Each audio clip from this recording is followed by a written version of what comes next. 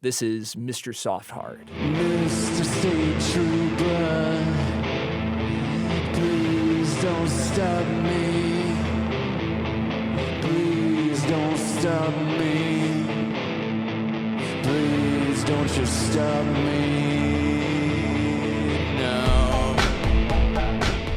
That was State Trooper by Mr. Softheart. I'm sitting here with the band, Nick and John Fisher and Charlie Patterson. Hi, guys. Hey, Yo. Tell me, where did this act get its start? Yeah, so it kind of formed, again, off the heels of Hex Girls. We actually played the Mill as Hex Girls. But yeah, that started during the pandemic. Hinterland was our last show. We were just following the inspiration, trying to chase a new sound, new influences. It's radically different from Hex Girls. Looking forward to debuting it. I mean, over the pandemic, obviously couldn't get together with Hex Girls and whatnot, and none of us drum, so we just had to make drum tracks for inspiration, and then slowly realized like this is a completely new palette, of possibilities, so to speak, that we hadn't explored before. And as Nick said, we just chased the inspiration. It wasn't necessarily replacing a drummer; it's just exploring what was new and exciting to us. And had you worked with electrical drums previously? What's the story there? Not really, no. It was all new, like clicking little squares that highlight sounds and just seeing what happens when you press play. Well, and I'm sure you didn't have. I mean, no one had any time during the pandemic to learn new things, right? No, a lot of yard work. And I'm curious about trying to bring that the difference between working with a drum machine as you're recording new music, as you're working on a new project, versus and trying to see that onto a new stage. What has that process been like for you guys? It was a bit of a learning curve, trying to figure out all the gear we needed to do it successfully. I mean, we know what it takes to have good sound live and stuff. We've been playing live long enough, but then it's like, okay, what do we have to invest to get the stuff that works the way we want it to? And that was kind of a struggle for a little bit. Yeah, and then from there, it's the constant kind of butting up against the limitations of the band. We have 3 members, so we're jumping on synth for part of a song, then playing guitar for part of the same song, and switching around, doing a little bit of musical chairs that I think in a refreshing, more interesting way than sometimes you see that done. So, yeah, I hope people come out and check it out. We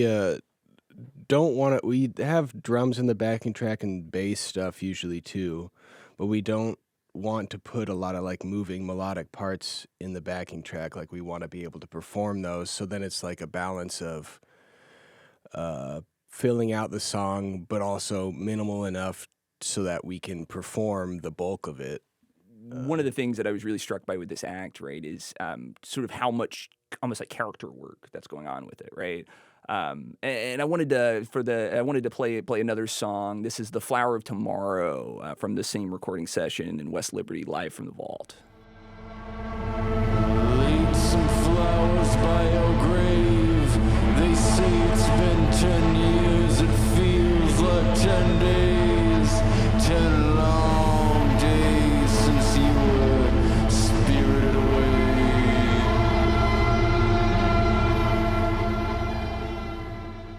Super moody. It's a super moody track. Tell me about how this session came together, and use that. Tell me about how this like kind of character work fit into the performance. Yeah, so we were pitched about a new studio taking shape in West Liberty called The Vault, that is in an old bank vault, essentially. Showed up, and working with Dan Miller and Pete, and they set this vibe up of what you see in the video. That's kind of this Lynchian sort of setup, I like to think. It was cool because I don't know if they really knew what we were going to be doing there, but we started playing and they were like, oh, so this is what's going on. This is how we're going to do it. And ended up being pretty cool. I'm curious to hear you guys talk about bringing this new act in front of an audience that might be familiar? I mean, hell, I started this conversation out asking about not the act that you guys are playing in, but like the act that you were. Has that been tell me about that, what that process has been like, bringing this new music, this new project in front of an audience that may have some of that history, may have some of that context for y'all's work? Yeah, it wasn't easy to kind of burn down all the progress we'd made with the other band and, developing an audience. Our last show was Hinterland.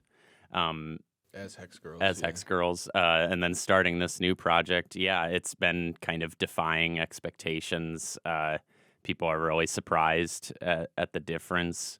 But I think once they kind of sit with it and see a show and realize kind of what we're going for with the intimacy, the character-driven kind of songs, I don't know, the response has been really good. Yeah. And it was definitely scary at first, like explaining to people that we've come to know what it's going to be like. But we also don't want to tell them what it's going to be like. We want them to experience it. But as you asked before about, drummers, like they're like, so you don't have a drummer or whatever, And what's nice is that now, close to a year later, we're not really getting asked that question anymore, which is refreshing to hear, is because people just see the act live and know what it's supposed to be. Mm-hmm. We've probably lost fans too from Hex Girls, and I'm okay with that. You're telling me that no one from the Drummers Union has gotten on to you guys for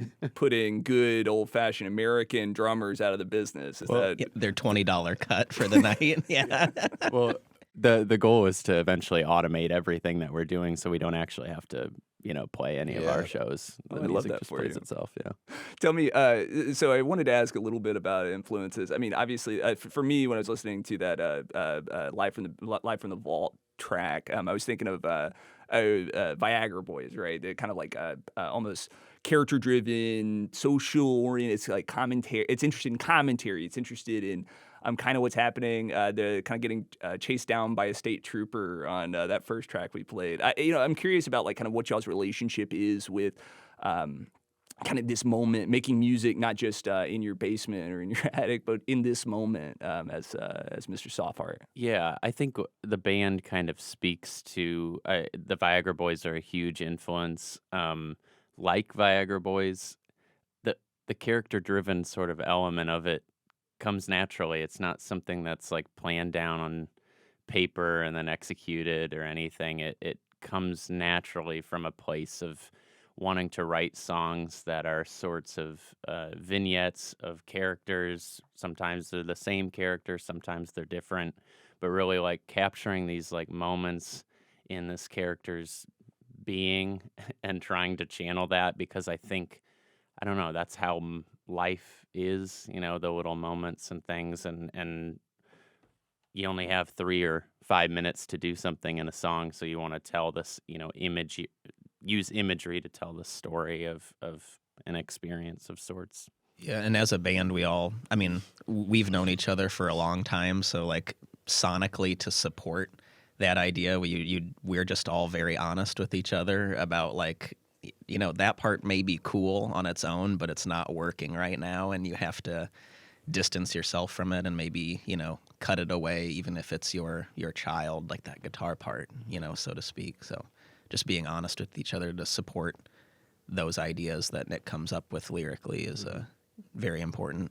I'm curious about challenges you guys have run into. I think one of Studio One's missions is certainly to promote not just music generally, but Iowan-made music. In terms of like what challenges you guys have run into as you've been trying to get a new project off the ground, I'm kind of curious about you as artists and kind of what works, what isn't working, and what you need.